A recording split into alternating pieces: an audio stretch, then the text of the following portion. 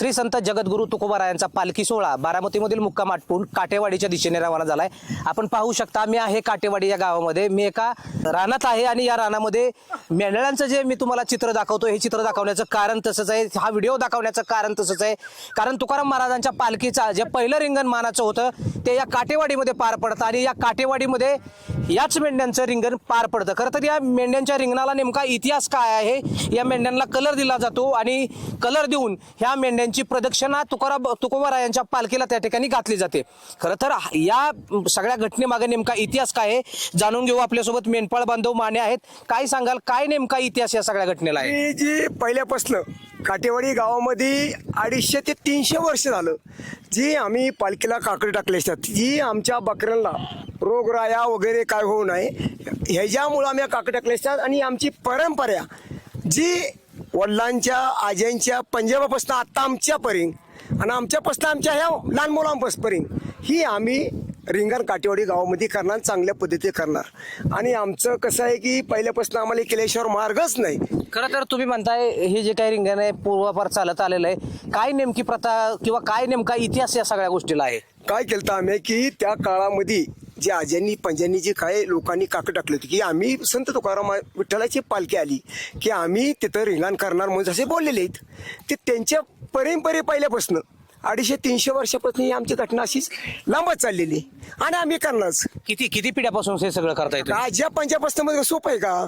त्याचं आमची बी आता चाललीच की 50, 52, 53 वय चाललं म्हणलं। आता ही आमची लेकरं इथून पुढे करणार, लहान मुलं ही हा त्यांची पिढी पुन्हा मेघराज खंबळ असते आणि सार्थक माने असतात, निशू माने असते, हे आमचं मागे चालूच राहणार आहे। खरं तर दरवर्षी पालखीचं स्वागत करायला अजित पवार असतात, या वर्षी अजित पवार आपल्यामध्ये नाहीत, तुम्ही अजित पवारांचे मित्र आहात, काय नेमकी भावना आहे? अजित पवार दादा फक्त मला माझ्या प्रेम काटेवाडी गावामध्ये समजायला माझ्या काटेवाडी गावामध्ये माहिती आहे की सोमनाथचं लय असली प्रेम होतं। आणि दादा आलं मागच्या वेळेस पालखीमध्ये रथामध्ये बसून आल्यानंतर मला सोमनाथ म्हणून ब्रिज पशी आल्या पायगाड्या टाकताना मला आवाज दिला दादांनी। असा आवाज दिला की अतिशय दादांचा माझं लहानपणापासून संबंध, दादा माझ्यापेक्षा मोठं असलं 66 वर्ष 6 महिने 6 दिवस 28 जानेवारी दादांचं निधन वगैरे घातपात झाला का अपघात झाला। आणि मी त्याच्याबद्दल काय रोहित बोलत होता, मी काय त्याच्याबद्दल मला दादांबद्दल ती मोर्चा बोलत नाही। रोहित बी आता जागावर थांबलेला आहे, पण तुम्ही लावून धरली अख्ख्या मीडियावाले पत्रकारांना लावून धरली की तुम्हाला काय वाटतंय, दादांचा अपघात झाला असावा की घातपात झाला असावा? ही आता बरं का, मी एक काटेवाडीचा एक नागरिक, चेअरमन सरपंच म्हणून आणि डेअरीचा संचालक म्हणून सध्या बोलतो। आता झालंय कसं समजा जनतेला बारामती तालुक्याला माहिती आहे काय झाले नक्की ती। मी त्याच्यावर तुम्हाला काय वाटतंय, काटेवाडीकर म्हणून तुम्हाला काय वाटतंय, अजित पवारांचा मित्र म्हणून तुम्हाला काय वाटतंय? घातपात झालेला आहे, दादांचा आदर नाही, माझ्या मित्राचा घातपात झालेला आहे।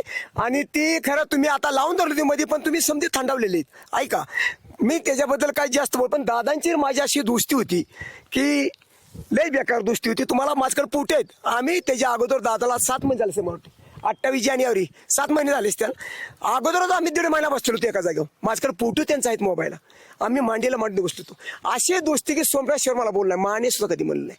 अरे काटेवाडीकरांना सुद्धा माहिती आहे सोमनाथचा दादाचा संबंध का, त्यात राजू दादा असत्यान, अजित दादा असत्यान, मी असत्यान। इतकं मला चांगलं बोलणार की आमची तिशी बैठक झाल्यानंतर ही घटना घडायच्या अगोदर 28 जानेवारीची 29 जानेवारीला दादाला बंगल्यावर आणलं खाली। मी एवढा रडलो होती, मला काहीच कळत नव्हतं। माझ्या तुमची पत्रकार बंधू समजू होती तरी मला काय कळत नव्हतं की मी काय बोलत होती। ती मला पत्रकार दाबत होती। रोहित आला पण रोहित मला सोमनाथ शांत होतं थोडंसं, मला दाबलं तर मला 3 दिवस माझ्या डोक्यामध्ये फिट बसली होती आणि 3 दिवस मी अन्न सुद्धा देखील खाल्ला, लक्ष्मी माझी। खरं तर सगळ्यात महत्वाचा प्रश्न, आज या मेंढ्यांना घेऊन तुकोबारायांच्या पालखीला प्रदक्षिणा घातल्या जातात, काय तुकोबारायांच्या चरणी प्रार्थना केली, काय त्यांना साकडं घालणार आहे? साकडा असंच की आमच्या की बकऱ्यांना रोग राया आणि वेळच्या वेळा पाऊस पडावा आणि आमच्या मेंढ्यांना खायावं जनावराला, एवढंच आमची अपेक्षा आहे देवा। बाकीचं काय येतं विठ्ठलाला, जसा विठ्ठल पांडुरंग तसंच आमचा दादा विठ्ठल पांडुरंग आहेत। एवढंच मला माझे एक दोस्ती प्रेम माझ्यावर असल्यामुळं मला त्यांचं हे करायचं नाही। इथून पुढं आपली ताकद, बारामतीची ताकद ही माझ्या काटेवाडी गावांची ताकद अतिशय मोठी आहे। आज विचार केला दादाचा इतिहास इथून मागचा बघितला तुम्ही तर मला वाटत नाही 160-170 वहिनी साहेबांना बारामतीची तालुक्याची आणि काटेवाडीची ताकद 2 लाख 19,000 त्यांना निवडून देण्याचं काम केलेलं आहे. हिथून पुढे आम्ही खंबीरपणा जे पवार कुटुंबातले जयदादा असू, पारकदादा असू, वहिनी साहेब असू, सुनीतराव पवार असू, त्यांना अशी जी ताकद लावून 100% आम्ही निवडून द्यायचं काम करत पहिल्यापासून राष्ट्रवादी आम्ही प्रामाणिकपणे काम केलेलं आहे. खरं तर हे होते मेंढपाळ बांधव. आज जो काही तुकारोबारायांच्या पालखीला जी काही प्रदक्षिणा मेंढपाळांच्या माध्यमातून, मेंढ्यांच्या माध्यमातून त्या ठिकाणी केली जाणार आहे, या मेंढ्यांचा नेमका इतिहास काय आहे, ही परंपरा किती जुनी आहे हे देखील त्यांनी सांगितलं. मात्र या सगळ्या गोष्टीमध्ये अजित पवारांविषयी बोलताना खरं तर ते भावूक झाले होते. अजित पवार हे माझे चांगले मित्र होते आणि अजित पवारांशी आपलं जे काही नातं होतं हे अतिशय वेगळं होतं. त्यामुळं आज जर काय विठोबा चरणी त्या ठिकाणी मागणार असेल तर या तुकोबा चरणी खरं तर अजित पवार आणि त्यांचं जे काही कुटुंब आहे आणि वारकरी हा अतिशय चांगला राहिला पाहिजे. आणि खरं तर शेतकऱ्यांना पावसाची गरज आहे, तो पाऊस चांगला मोठ्या प्रमाणात पडला पाहिजे आणि या मेंढपाळ्यांसाठी किंवा या मेंढ्यांसाठी चारा त्या ठिकाणी उपलब्ध झाला पाहिजे अशी भावना माने यांनी व्यक्त केली. विकास कोकरे, LS मराठी, काटेवाडी, बारामती.